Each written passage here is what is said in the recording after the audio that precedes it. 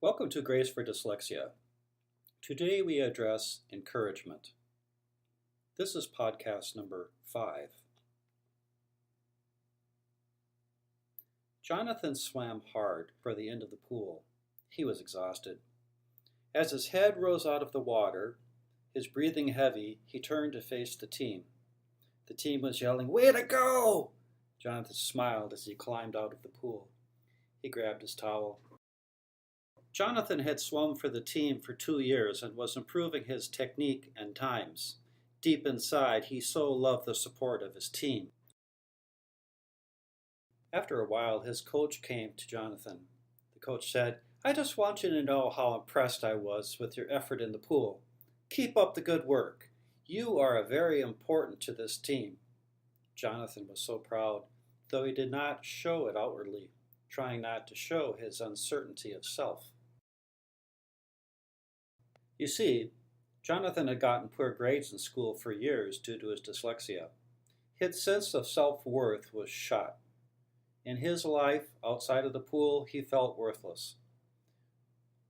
From a very early age, Jonathan knew he was not able to perform with his peers in school.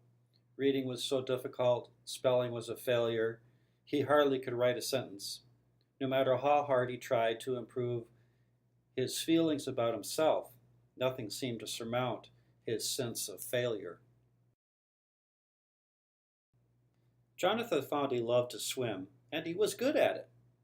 The compliments he got from swimming were great, but Jonathan needed greater encouragement for his life. Jonathan's friend invited him to look into using text-to-speech or audiobooks to allow him to access content even with his reading difficulties. Jonathan gave it a try. He was so blown away by what he was able to understand. He had found a newfound love of learning and a newfound access to content. With this, he was not limited by what he could read, only by what he could understand. Jonathan's listening to books also included the Bible. The Bible was completely inaccessible to him before this. Early on, Jonathan's desire for more encouragement led him to know more about what God had to say. He soon was spending time daily with his Bible and finding encouragement through the Word. Romans 15:4 says, "So that through the endurance taught in the Scriptures and the encouragement they provide, we might have hope." Jonathan found hope in his access to the Scriptures, and his self-esteem grew as he gained more and more understanding. The Scriptures continued to provide the encouragement he needed to continue to reach for more. Not only more learning, but more of Jesus. Now, Jonathan was not raised in a family where going to church was a regular thing. Certainly, conversations of faith, praying, or accessing Bible passages were not done at home. So when he began to listen and to share what he was learning in the Bible, his family was a little uneasy. His family started to recognize the changes in Jonathan, his level of drive at school, his gains in swimming, and his newfound self-confidence. They were a little stymied by this revelation.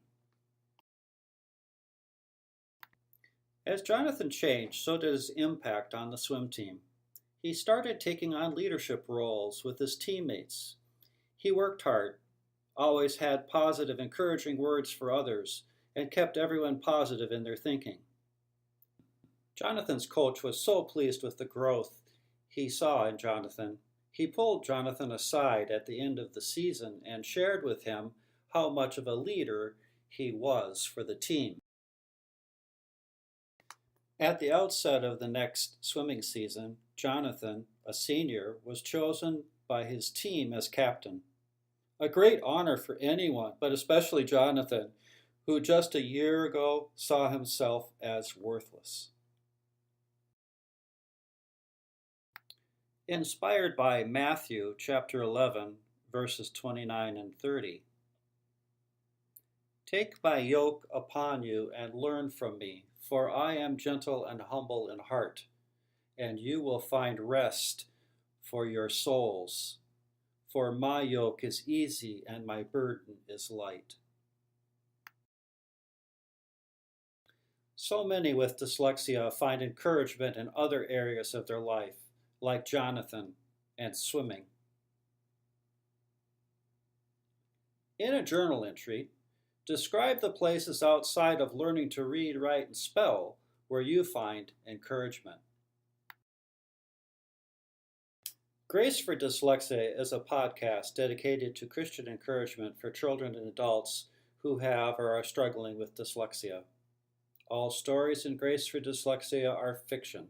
Names, characters, places, and events are the product of the author's imagination. Any similarities to actual events, locales, or persons, living or dead, is coincidental.